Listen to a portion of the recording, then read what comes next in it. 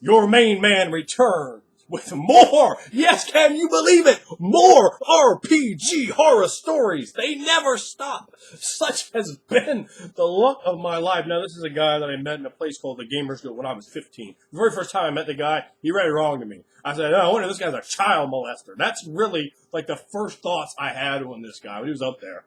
And I'm pretty sure he wasn't a child molester. But his name is Gerald Black. And Gerald Black is someone that I had an immense amount of heat with. Immense amounts of heat. And we're not going to go into that in this video, but I might in others. So Gerald Black, and whenever you hear me go, that's my Gerald Black impersonation, which I do for my friends sometimes. They pretty much always fall out of their chairs laughing when I do the old Gerald impersonation.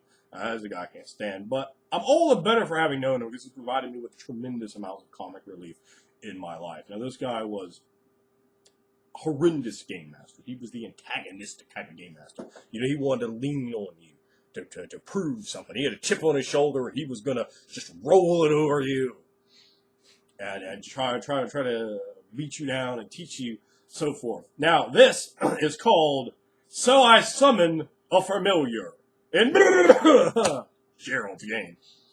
So, I'm playing a wizard. And this is, I think, the only draw-off I think I've ever played. Ever. I'm 15 years old. We're down there at the Gamers Guild, run by this guy, Scott Templeman, who was like a gigantic cokehead. You know, I didn't know what a gigantic cokehead looked like when I was 15, but I do now. And he had people like, we'll talk about my nails being long. This guy had a fingernail that was literally, there's no hyperbole, because I do tend to be hyperbolic. This is serious. He had a fingernail that was like this long on his pinky. I was looking at it like, what the hell does the guy have one immense fingernail for? I was trying to some kind of metal look or something.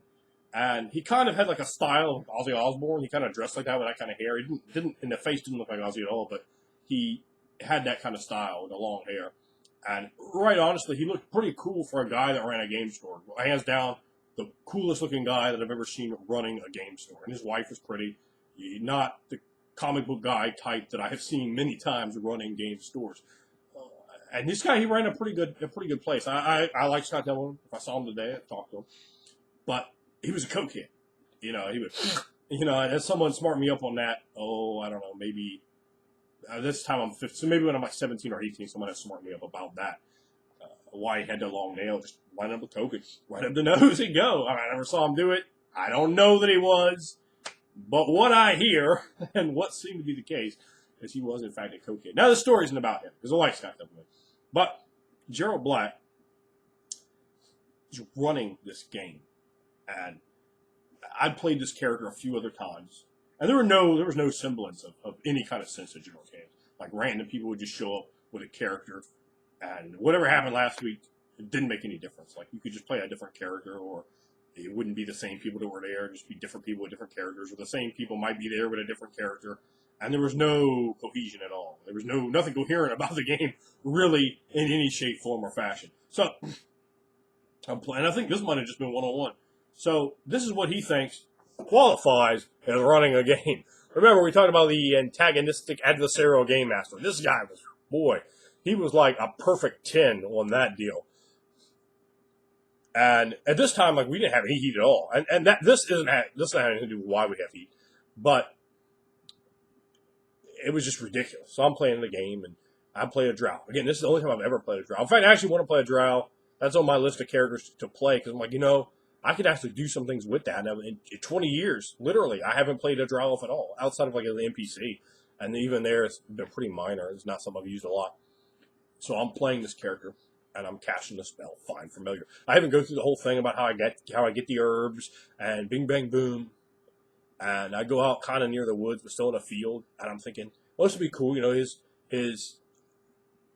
can see what his creativity is. And Gerald, I'll give him one thing. Although he did have some creativity, but he was fucking crazy. Like this guy was legitimately for real crazy. Like for real crazy. The guy gave himself like all these tongue piercings and like without knowing how to do it. And, I mean, I could go on and on with how crazy this guy is. He's got some serious issues.